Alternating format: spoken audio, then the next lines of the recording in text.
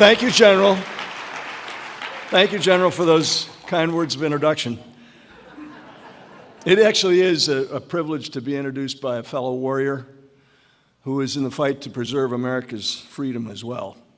I was asked by a reporter as I was coming in, why are you here? And that's the way they put it. They didn't say, why are you here? Why are you here?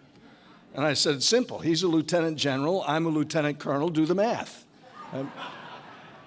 Marines carry out their orders. I've addressed many FRC gatherings, and many times in many places, but this is the first time as president of the National Rifle Association, the oldest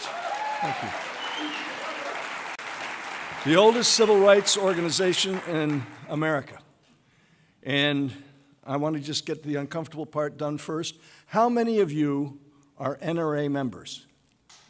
Good, good. What the heck's wrong with the rest of you people? I mean, what are you waiting for?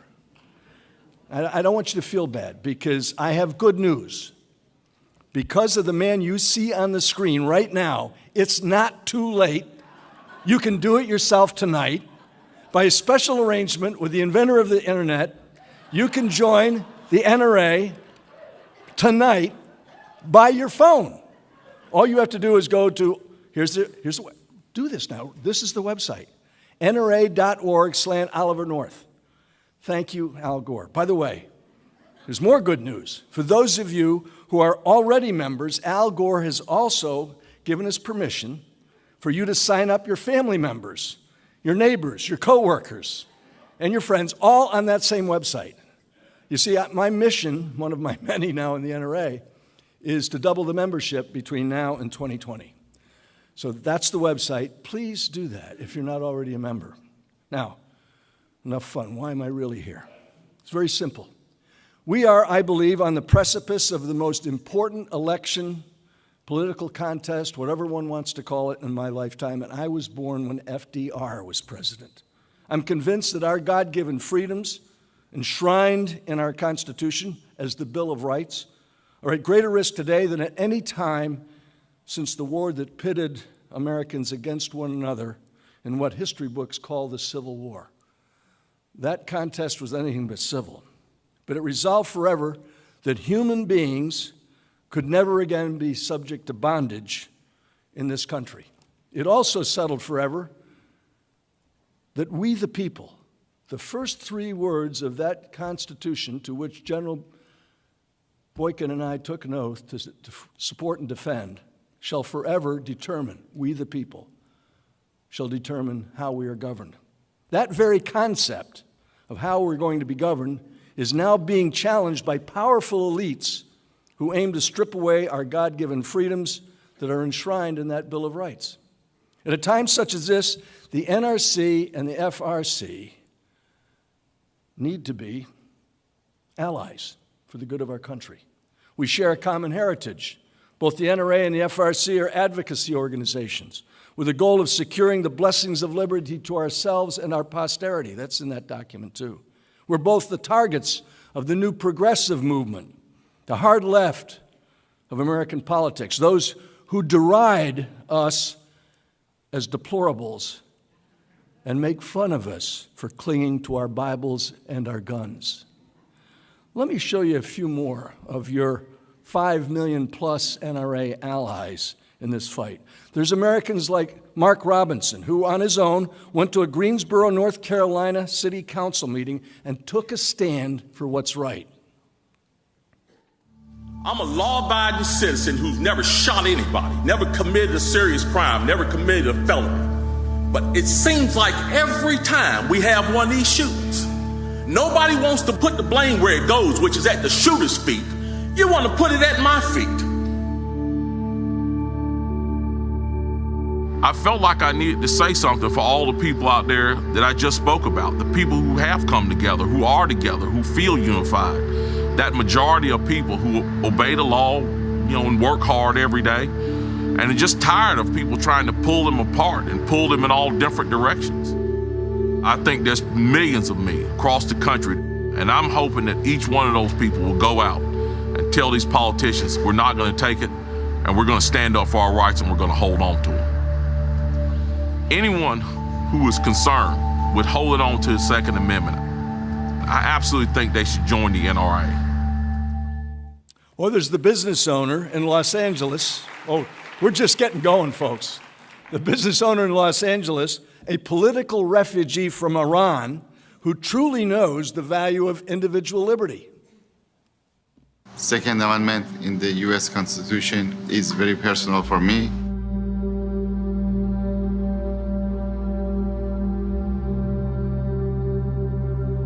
When the people came to the streets and demonstrated against the regime, demanding their own rights, they get cracked on by the violence of the government. The people get tortured, executed, assassinated, hanging the people in the streets. These things I saw with my eyes. That's part of my experience. Just imagine if you get successful, you remove your Second Amendment from your Constitution completely. But who knows, in 20 years, 25 years, maybe situation get changed. But any single person should have a right to defend themselves and defend their families.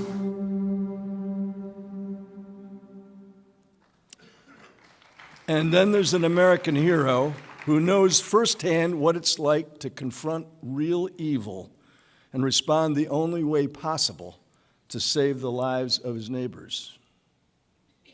My daughter came into the bedroom and she said, "Dad, there's a man in black tactical gear shooting up the Baptist church."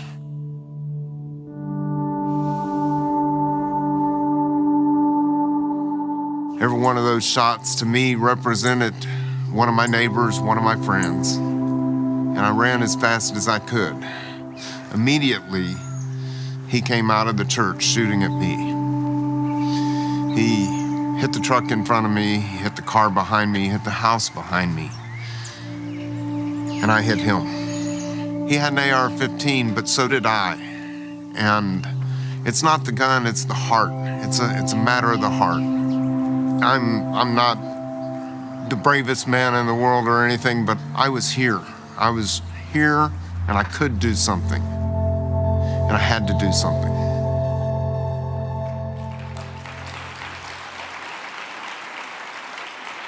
And then there's the mom whose husband is deployed overseas and she has to protect her children and herself from those who would break into their home. I do know what it's like to be vulnerable. I know what it's like to feel like you can't protect your children or yourself. And it's terrifying when you have a spouse, whether it be husband or wife, that's serving overseas thousands of miles away, and you're the only one there to stand up for yourself, to stand up for your home, for your little kid that's right there next to you. I support the Second Amendment because of that. I support the NRA because they support my right to protect my kids. Everybody has a right to life, and you have the right to protect that. And nobody has the right to take it away from you.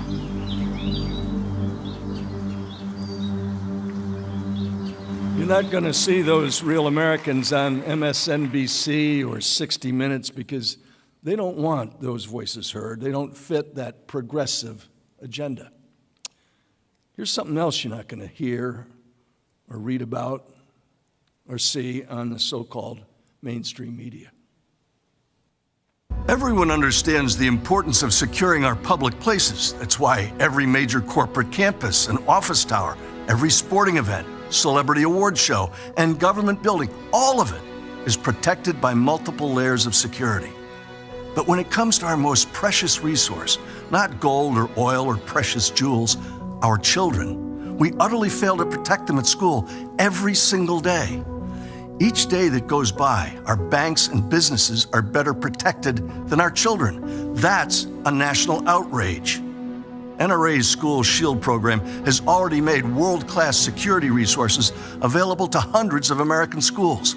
It's free of politics, and it's free of charge.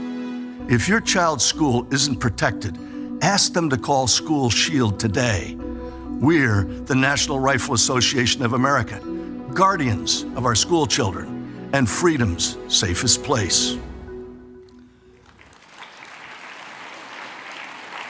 There are more than 130,000 public and private elementary, middle, and high schools in the United States. And according to surveys not taken by the NRA, but others, 65% of those schools have recorded one or more incidents of violent criminal behavior. And yet, as I pointed out in that brief introduction,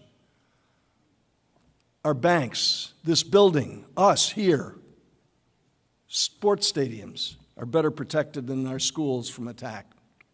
That ought to be unacceptable to all of us, but the fact is, too often, it's been reported that other things are more important than our kids.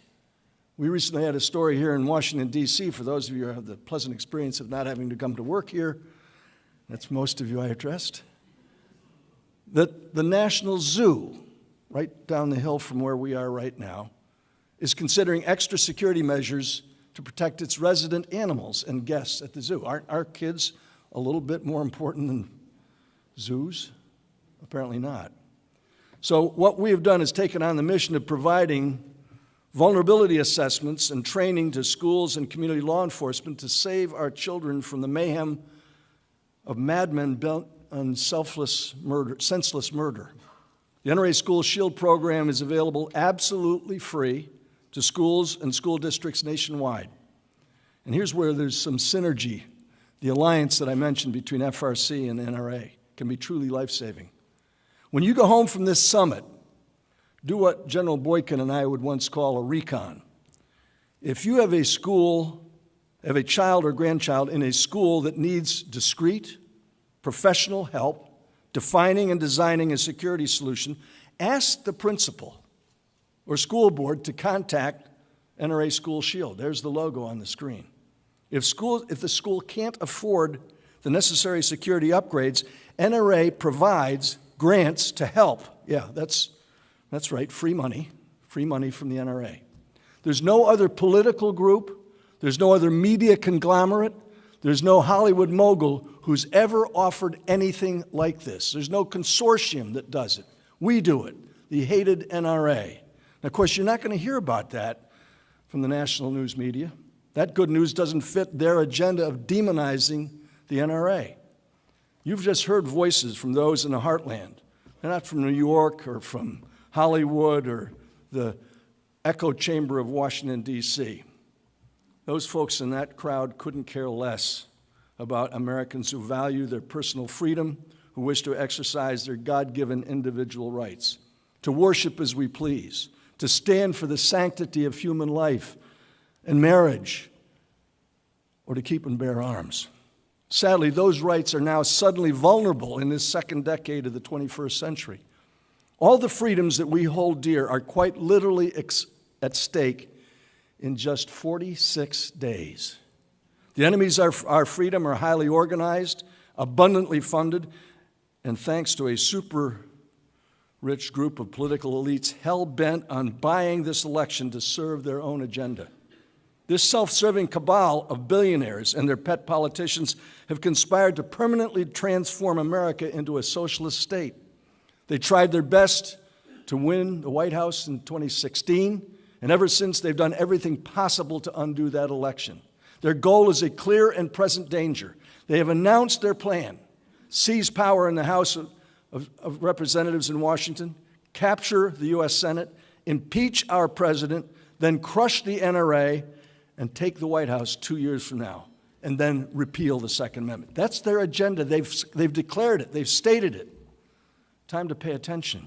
It's an all-out attack against us all and our freedom, not with bombs or bullets, but with billions of dollars buying ballots. You know their names: George Soros, Michael Bloomberg, Tom Steyer, and their lapdog New York Governor Andrew Cuomo. He's the genius who recently claimed, "We're not going to make America great again. It was never that great." When he made that statement, I was at the American Cemetery at Normandy with members of the NRA, Freedom Alliance, and wounded veterans of this war now. We were visiting Normandy, the beaches where we won the contest on the 6th of June, 1944. We were stunned, literally taken aback. More stunning still is not one of these anti-freedom, billionaire socialist cabal distanced themselves from Governor Cuomo's pathetic rejection of American values.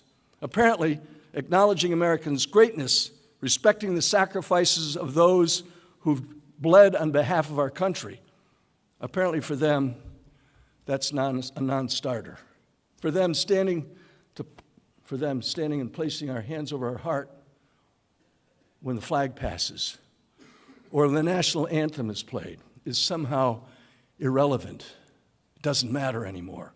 But to those of us who have buried our friends, as the General and I have, and seen them in the last moments before they're put in the earth with that flag draping their coffin, it still matters to us. That's why we're running this ad right now. When you take a knee during our national anthem, you disrespect the men and women who lost their limbs so you could spend your Sundays playing games. When you dishonor our flag, you turn your back on the families of heroes serving on the front lines whose sacrifices make it possible for cameras to focus on your disgraceful protests. And when you teach children that our police are the enemy, you turn your back on the very law enforcement that keeps your stadium safe. We fight for the First Amendment as much as the Second, but while you use it disgracefully, we use it to tell the truth. We stand for our country. We stand for our veterans and our military. We stand for our law enforcement. And we stand for our flag, because we're still freedom's safest place.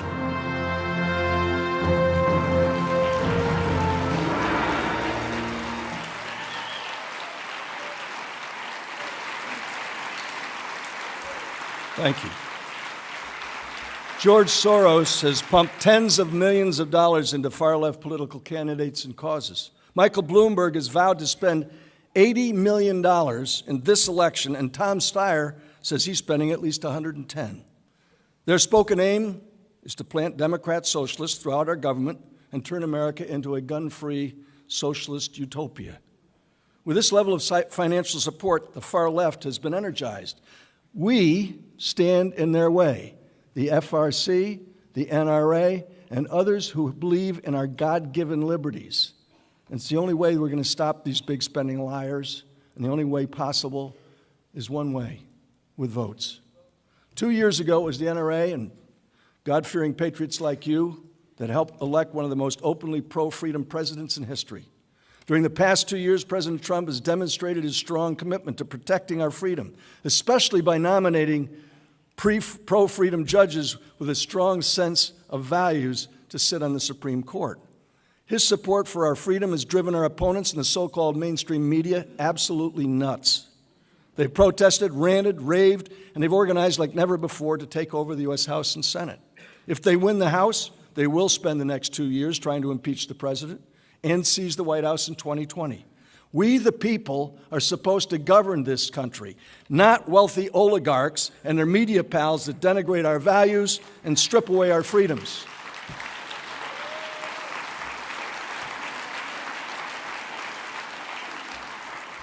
The battle lines are clear. The fight is joined. Their last-minute smear against Judge Kavanaugh in an attempt to block his confirmation is just one more indication of their tactics. But we get the last word. We vote. We vote. We better. Every single vote by you and other Americans like us can make all the difference in preserving our freedom for our progeny. I've got skin in the game. I've got those 17 grandkids. They ought to grow up with the same kind of opportunities that you and I have had. And it won't happen if those people take charge. For the next 46 days, we have 2 missions, every one of us. Pray for our nation. Please pray for our nation. And second, become a recruiter, just like in the Marines or the Army. Go out there and find 1 or at least 10, if you can, who will join us in this fight and go to the polls and vote to take a stand for freedom. We are the land of the free because we're still the home of the brave and committed to the future of this great land. God bless you for being here right now.